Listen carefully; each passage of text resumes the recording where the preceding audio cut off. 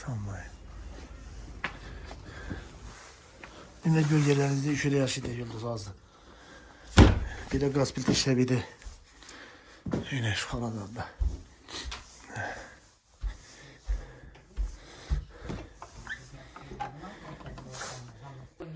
Assalomu alaykum aziz do'stlar, aziz yurtdoshlar.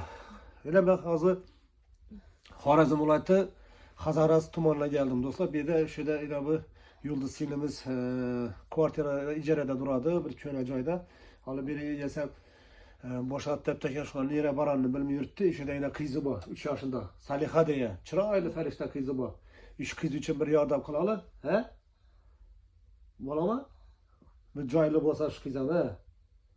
Allah razı bo'lsinlardan. Şöyle bizi tegishli şu singlimizning karta nomerlarini koyup ötemem. Bemalol şu eksanımız bo'lsa bir yordam qilaylik shuna.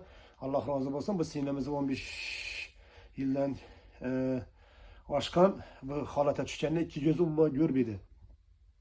O'zim mazasi yo'q. Aziz do'stlar, hem bir 5-6 yil bo'ldi. Uy yo'q. Ya 7 yaşıydı ya 7 yaşıydı. O'zingiz bilasizlar, ular hayot kechirib bo'lmaydi.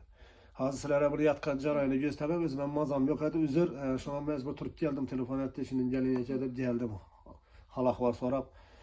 Bir de yeb o'tirar noni, suvi, shunday narsalar edecekmi? Yine.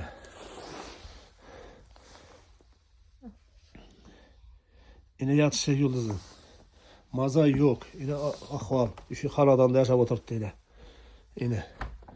Bir xona joy, amaliyani girganda nasi bor ekan. Yine yetişimin bo'lmasa shundan bo'ladi ekan ahvol degan yeri shu. Aziz do'stlarim, oqibat yo'qolmasin, aka-ukachilik, opa-singilchilik, qarindosh urug'chilik buzilmasin. Aziz do'stlar, yine shunisi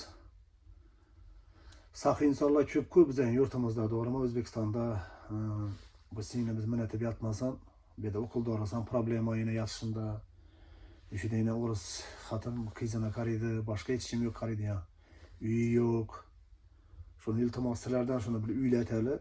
Shu qara ko'zi uchun, 3 yoshli qiz uchun iltimos sizlardan.